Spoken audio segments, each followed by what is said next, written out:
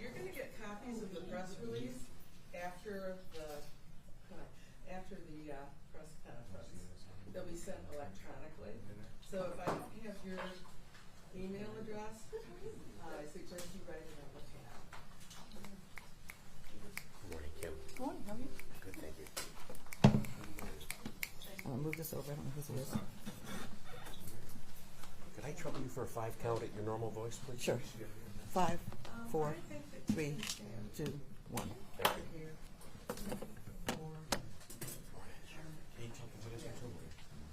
5, 4, 3, 2, 1. Okay, Ronna? Rana? Matt? Yeah, you're going to stand next to Matt. And then why don't you stand next to Dustin? Okay. We can have another one on this side as well. Yeah. Okay. There you go.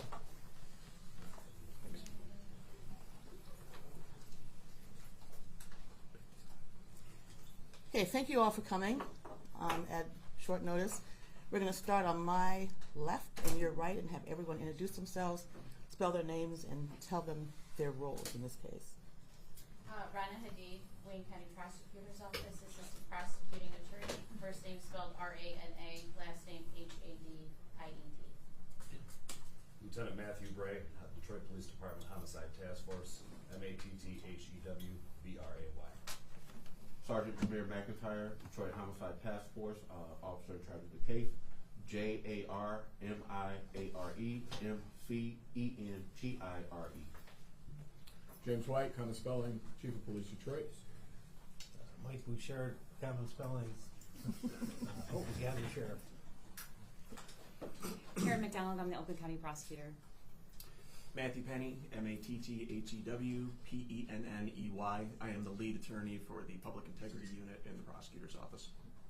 Joe Jansen, Chief of Special Operations, last name J-A-N-S-E-N. The murder of a police officer always sparks outrage, and it should. And this one was no different. There's a Public Integrity Unit in the Wayne County Prosecutor's Office for a reason. In it are prosecutors who specialize in these cases where, among other things, law enforcement officials are killed, seriously injured, or otherwise, especially if it's done in the line of duty. These lawyers spend hours, days, and sometimes months, as they did in this case, 4 months working tirelessly every day on the case. Before we get into the alleged facts, and the charges, I must acknowledge the hard work, the extensive work, the complex work, and collaboration of the Oakland County Prosecutor's Office, who was just integral to our work on this case. And we worked with wonderful prosecutors from Prosecutor McDonald's office, the Troy Police Department, who worked with us as well, of course my office, the Wayne County Prosecutor's Office, the Michigan State Police, and I want to give a special shout out to their intelligence analysts who did incredible work, timeless work, and the Detroit Police Department and its Homicide Task Force, with also a special shout out to their intelligence analysts who worked and did incredible work on this case.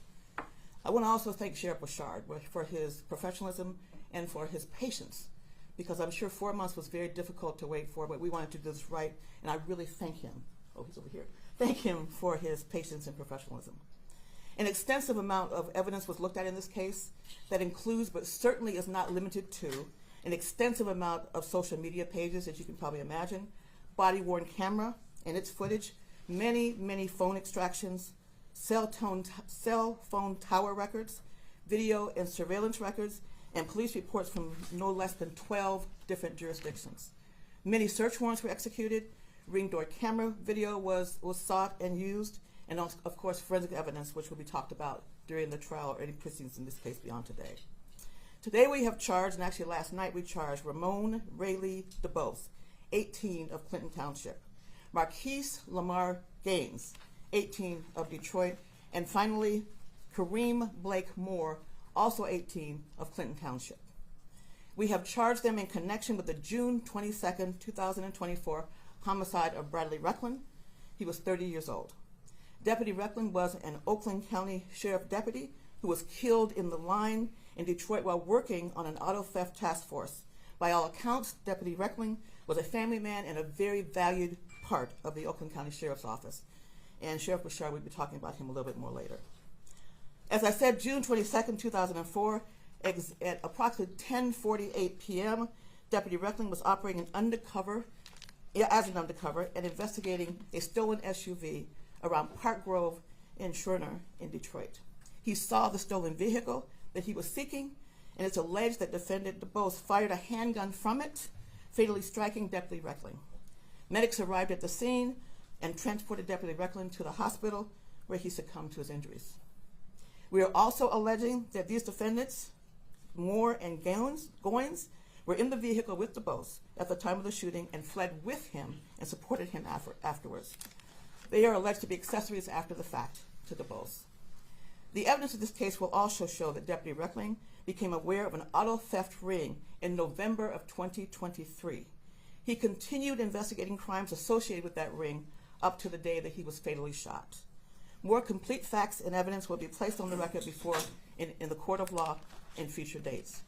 This continues to be, and I want to repeat this continues to be an ongoing investigation, and there's potential for more arrests and charges, but not on the murder, on the criminal enterprise that I'll describe in a minute. While we were investigating the homicide of Deputy Reckling, the investigation revealed the alleged continuing criminal enterprise.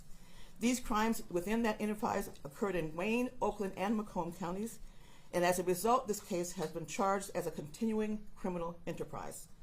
It is alleged that this criminal enterprise ran between November of 2023 through June 22nd of 2024, as I said before, culminating in the murder of Deputy Reckling. The scope of the enterprise is breathtaking, and it also includes at least 4 carjackings, the theft of 4 more motor vehicles, at least, 8 counts of weapon charges being carried in all of these vehicles, and these charges against the defendant are the following. Charges for defendant Ramon Rayleigh DeBose, 18 years old, murder of a peace officer, maximum penalty of life in prison without the possibility of parole, or a minimum sentence of 25 to 40 years and a maximum sentence of 60 years. Receiving and concealing stolen property, a motor vehicle, maximum penalty 5 years. He's further being charged with 4 counts of carrying a concealed weapon, maximum penalty 5 years. 3 counts of felony firearm, and as you probably know, that is a maximum penalty of 2 years that must be served consecutively to any other charges that he might be convicted of.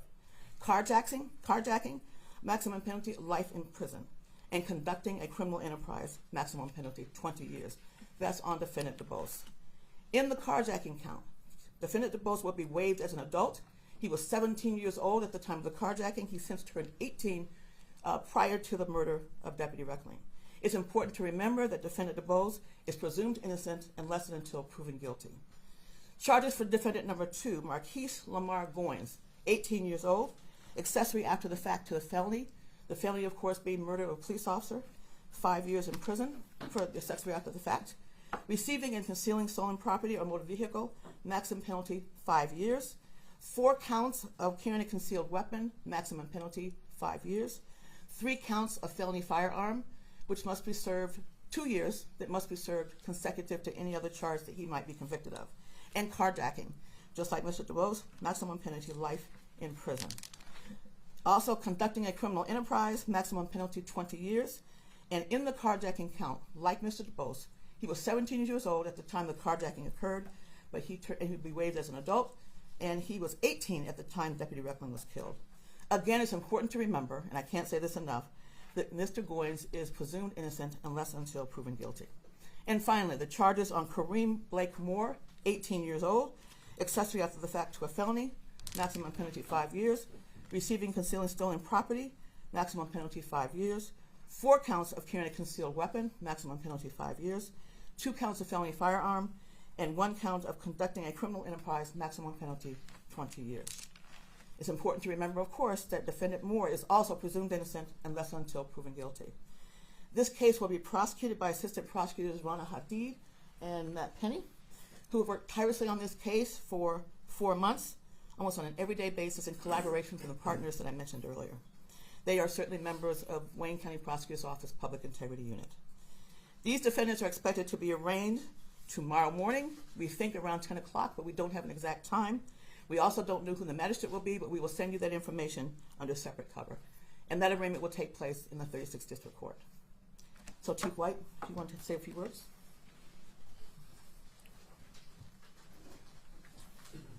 Thank you, Prosecutor Worthy. Thank you all for being here today. This is was a very, very difficult case, and I could not be more thankful to the prosecutor's office, specifically the prosecutor, Madam Prosecutor, and all the work that has gone into this case. Also, the Public Integrity Unit, Prosecutor Hadid, and certainly Prosecutor Penny, the work that they put in, the countless hours of sitting down with our staff and our team, our OICs, and working on this case, the updates that they provided to myself, that I was able to provide to Sheriff Bouchard, the countless meetings that we have had and updates. I could not be more proud of our team and more thankful of the collaboration. Thank you to the hardworking men and women of the Detroit Police Department. I want to also highlight the work of Lieutenant Matthew Bray and Jamari McIntyre that worked on this case as the OICs. Been a very difficult year for DPD in a variety of different ways. The cases keep coming, but this case was extremely complex. I want to also thank the Michigan State Police for their work and assistance with us on this case.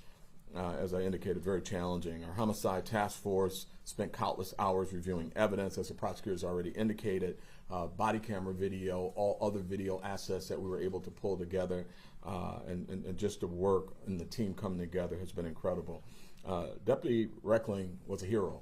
He was an absolute hero, and he did what we all love doing, and that is keeping our respective communities safe. He came to work like we all do any day of the week. He laid his life on the line. He was in our city pursuing someone for auto theft, stumbled onto something much bigger than he even thought, which will be revealed later, and made the ultimate sacrifice. I've talked to my partner, Sheriff Bouchard, many times. Oakland County Sheriff's Department has had a very, very difficult year. And as you can imagine, the Sheriff's Department is reeling, much like DPD. This one touches close to home. This is an officer who made a sacrifice in our city and was lost. A family man, a hero, and we know that today's announcement won't cause healing, but it is our prayer that it starts to bring some closure to this family. And to this family, we still stand with you. Our hearts and our prayers go out to you, but it is certainly our prayer and desire today that the healing process begins now that we have people held accountable for this heinous act. Thank you very much. Before I introduce Sheriff Bouchard, I want to just acknowledge the prosecutor, McDonald, who's here. He's been a great partner. Our offices work extremely well together. We return phone calls, we talk, we conversate, and it's just been a wonderful partnership, and I'm just very pleased that she's here today to highlight that. Sheriff Bouchard. Well, thank you, Madam Prosecutor. Madam Prosecutor, I'm glad we're at the point. As you said, it's been a challenge to try to keep our team calm. When you lose somebody in the line of duty, you want to try to get things going, and it's important that it gets done right. And so while it did take a period of time and there was a lot of anxiety, the longer it went with our team, getting it done right is most important, and having the prosecutorial team ready to go hold these folks accountable. The loss of Brad, and Chief knows the pain of losing somebody on your team in the line of duty. We've had that too many times, and you as well. And Brad was one of those folks that just kind of touched so many lives. He was a superstar in lots of ways. His lovely wife Jackie, and they had 3 kids and another one on the way at the time he was murdered. So it leaves so many voids in not just the family, the friends, the community, but the agency. It's a gut punch when you lose somebody in the line of duty, especially somebody like Brad, who had worked in so many different things and knew so many people. He had been a motor officer. He had worked at one of our bigger substations in patrol. and then he was with our auto theft unit back in our special investigation section, so got to know all the specialty teams. And he was just one of those folks that was dedicated, you know, all hours of the day and night. If they got information, potentially a car that was stolen, suit up and off he'd go, you know, in the middle of the day or night or whatever it was. And that's the kind of person he was. And you're right, he was a hero. But, you know, people who put on a uniform every day are heroes. They may not pay the ultimate sacrifice, but they're willing to. And to me, that exemplifies a hero. So I'd like to thank the men and women of law enforcement that do that every day, regardless of the agency. They're not doing it for great pay, because it's not, and they're not doing it for good hours, because they're not. They do it because they want to make a difference, and that was Brad. That was the epitome of Brad, and that leaves a huge void. So while this, you know, a lot of people talk about healing. There can be no healing from a loss like this. But what you do is you learn to process it, and you figure out a way to take another step forward day after day. And this will be a processing step for the family and the officers, the deputies, the community, to begin that process of moving forward, knowing that, you know, the folks that did this intentionally will be held fully accountable. So I appreciate all the work that went into this by all the agencies that did it and the prosecutor's office to get us to this point.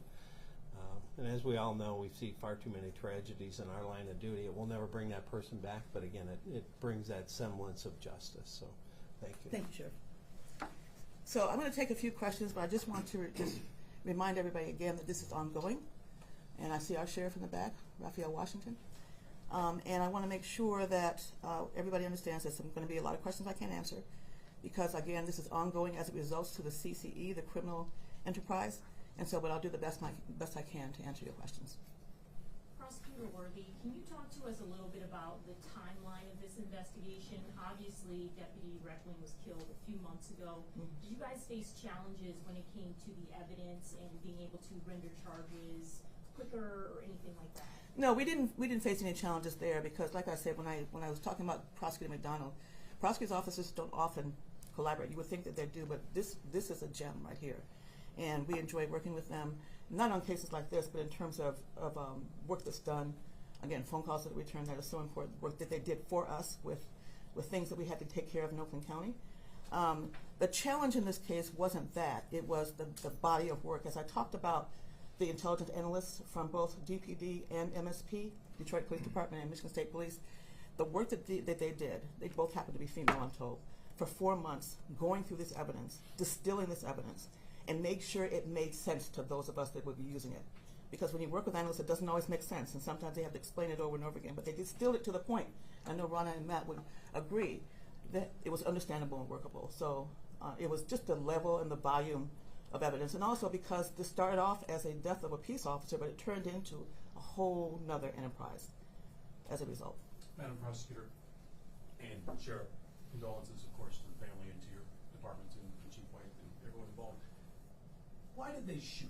What the evidence show? Did they know that this was a law enforcement officer tailing them, or were they just shooting anybody who was getting close to them? Well, I can't get into their heads, but I can say that we will be parsing this down in court. It's not something I'm going to talk about now, especially since there could be other tentacles as well. Can't get into their heads, but we do know, we're confident with who we've charged and what we've charged them with. Was it just the one suspect who discharged a weapon? The only person charged with the murder of a peace officer is Mr. DeBose, yes. But is he the only one who shot at the officer? Yes. Okay. Can we ask Sheriff Bouchard a question? Sure. Hi, Sheriff. I know you've been meeting with the deputy's family, and you said, healing, there is no healing in this case. Walking them through the steps, getting closer to charges, what was their reaction when you finally told them we got it? Obviously anxious. When you have something like this happen, whether you're a police officer who's the victim or anyone, you want to see the person that did this horrific thing held account.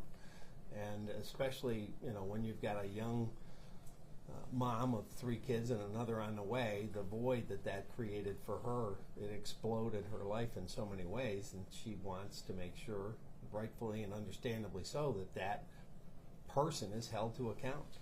And every day she wakes up thinking about that, and every day she goes to bed thinking about it, because there's an empty spot next to her. So obviously each day that ticks off, it's more and more anxiety. So I think this is a great step to help in that process, but it's going to be a long process for them. Chief White, in general, in the criminal enterprise, recruiting teens, and putting guns in teens' hands and sending them out to take cars by force.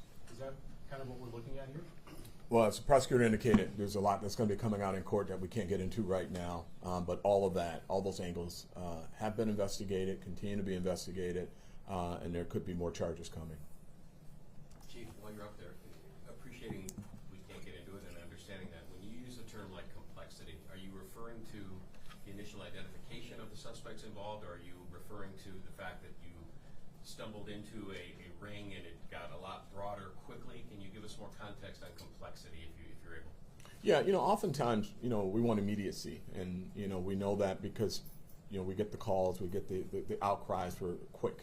But, the old cliche, do you want it quick or do you want it right? And with this prosecutor, it's going to be right. And so you have to take the time to get the information. There's a lot of data. We're in a digital world now, and so when there's video and other evidence, it has to be carefully gone through. And those professionals have to carefully go through it. The analysts, both at Michigan State Police and in our own agency, have to put together this complex data and explain it and parse it out so it makes sense to the average person, that it makes sense in court. So there's a lot that goes into it, and it's not just, a couple cops coming together and presenting a warrant to the prosecutor. I mean, you have to make sure in today's age that it has all those considerations in it. The videos and all of those things have to be reviewed, analyzed, and presented. So that's a complexity that I'm talking about. And I'm glad the chief mentioned that, because it's complex in the point that we have to not only understand it ourselves, but we have judges and juries that we want to be able to have this done right too, and so that they will understand. Was Deputy Reckling wearing body cameras, or is it undercover? That's not. I don't think he was wearing body cameras. Okay. Prosecutor, thank you for this, and with community leaders here, we need to ask you for your thoughts and opinions on this case of a lion being in a traffic stop with a gun under the seat. I knew somebody was going to ask that, but well, we do. Yeah. No, we're not going to focus on that today. We just received that warrant request, and so we have to look at it and treat that as we do any other case, as far as looking at it and see if we can charge, and if we can charge, what we will charge. We just don't know at this point. And Chief White, you're here, so we have to ask you, can you publicly say your reaction to this particular case with the lion and the gun? We're looking at all aspects of the investigation. Did the officers act appropriately? We'll look at it. We'll be transparent about it like we always have. I made a statement yesterday about it. There are instances where the officers' actions would have lined up perfectly. There are some that didn't, but I don't know enough to really give you an informed comment yet until our internal affairs looks at it. And because the internal affairs is looking at it, don't expect a very quick response from us, please. Thank you. Prosecutor Worthy, yes. Just back on Reckling here. Is there any message that you feel like these charges send to the folks who are perpetrating these kinds of crimes and taking out police officers who are here to serve the community? It's police officers and everybody else, and I'm sure that none of you expected that a lot of this would be based on a criminal enterprise. And so it's here. We're confident we can prove these beyond a reasonable doubt. It was extensive, it was violent, and it's something we had to focus on in this case. But if we stumbled upon, I don't want to use stumble because that's the wrong word to use, if we came across that and viewed evidence in any case, we would do the same thing. So, but it is extensive, and if any of you attend any court hearings, it'll begin to show itself out. There was a lot done here, and a lot of evidence that we're going to be presenting here, and maybe more to come. Go ahead. What Whitney was saying, the people assembled right here, if you think I'm going to send people to Oakland County to take cars or Macomb, it's going to be easy. The message here is what? It is not easy. And if we find out that there's something more going on than quote unquote just the theft of a car, because I've had my car stolen, probably some of you, it's the most kind of innovating thing that you get. It's very intrusive. And then we want to prosecute those cases, but again, this was a ring. This was something that touched a lot of cities and, like I said, 3 counties. And so if you're going to be involved in something like that, and if we can prove it beyond a reasonable doubt, we will charge it. And Prosecutor, hey, we can go to Troy, and this is going to be easy. I'm really proud of our law enforcement. Troy PD, we have an auto theft task force through the sheriff's office. I want to just say this. This is, when we heard about Deputy Reckling, everyone in my office was standing in line to try to do something.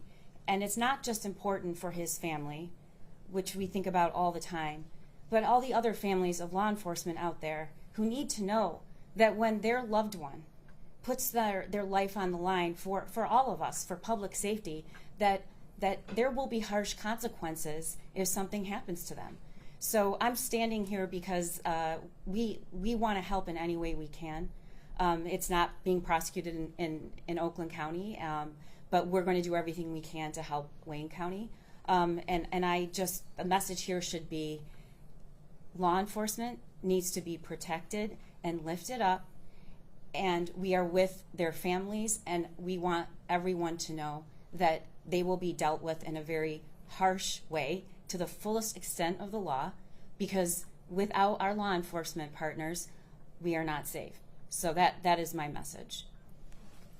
Last one from me, if I may, Chief, Sheriff, or whoever might want to comment. Crime obviously has been down. We've talked a lot about it, trending downward. When we talk about auto theft, can you give us a little more context in regard to what you're seeing? If we get into an operation like this on the investigation of the death of Deputy Reckling and we see a ring, how prevalent are we seeing more of it, even though overall crime is down? How can you give us a little context, if possible? Anybody? Yeah, we'll let them answer that. So auto theft in Detroit is down. Again, we don't brag about numbers. We just use them as a basis to see if our strategy is working. It's down significantly in Detroit. We continue to work, as the prosecutor mentioned, with various task force.